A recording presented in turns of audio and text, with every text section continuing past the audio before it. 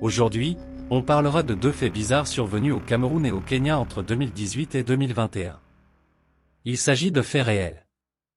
La première histoire difficile s'est déroulée au Kenya en 2021. Un jeune homme de 20 ans qui essayait de se sauver d'une foule furieuse trouve une cachette dans une maison.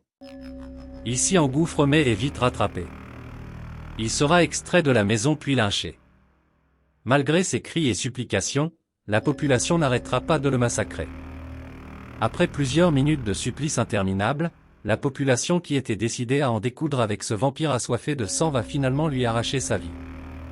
Que s'était-il passé? En fait, le jeune homme qui s'appelait Milino s'était échappé d'une garde à vue où il était retenu par des policiers et attendait passer devant le juge pour infanticide.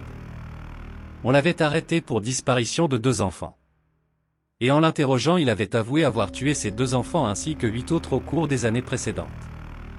Il avait donc ainsi déjà tué plus de 10 enfants.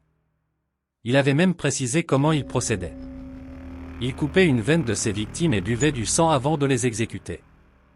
Malheureusement pour ce tueur en série, en s'évadant des mains de la police, il avait été reconnu dans sa fuite par des écoliers de son village qu'il avait dénoncé aux adultes. Ceux-ci avaient mis fin à sa cabale et l'avaient mis entre les mains d'une population en furie qui en avait gros sur le cœur pour le vampire assoiffé de sang qu'il était. La population s'était donc dépêchée de tuer Milino pour l'empêcher de réussir sa fuite de la justice et de propager sa sorcellerie. Alors que pour certaines personnes Milino devait être un malade mental qui avait besoin d'un hôpital psychiatrique, pour d'autres comme ses concitoyens du village, il était juste un sorcier vampire car seul le vampirisme et la sorcellerie pouvaient expliquer qu'un humain suce le sang des enfants et les exécute. Et toi tu penches pourquoi? Comment penses-tu qu'on pourrait expliquer son comportement? Le deuxième cas est une histoire douloureuse survenue au Cameroun en 2018. Un couple sans problème et parents de 2 enfants de 7 mois et de 6 ans se rend à une veillée en laissant la surveillance des enfants à leur oncle de 31 ans. À leur retour, ils trouvent que le bébé de 7 mois a rendu l'âme. La deuxième enfant de 6 ans est dans un état critique.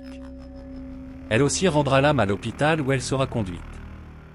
Les enquêtes vont rapidement démontrer que l'oncle a profité de l'absence des parents pour droguer et abuser sexuellement de ses petits anges.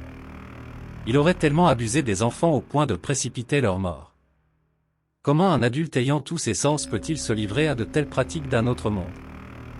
Comment peut-on abuser des bébés de son frère à moins d'être mentalement instable?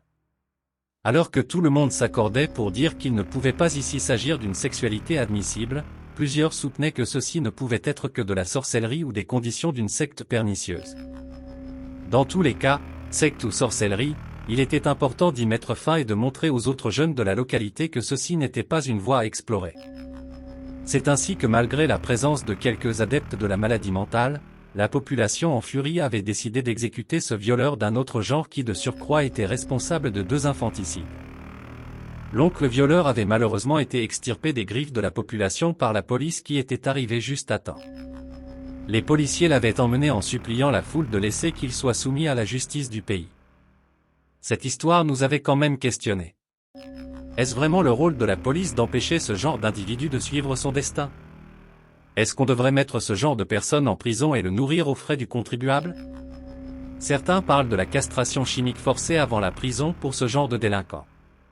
Pour d'autres, le sort de tels individus devrait être confié à des marabouts ayant le pouvoir d'annuler leur sorcellerie ou leur pouvoir de secte et de leur infliger une correction à la hauteur de leurs crimes. Et toi qu'en penses-tu? Es-tu à l'aise de confier tes jeunes enfants à n'importe quelle personne de votre famille? Crois-tu que les adeptes de ce genre de délinquance soient forcément dans du mystique?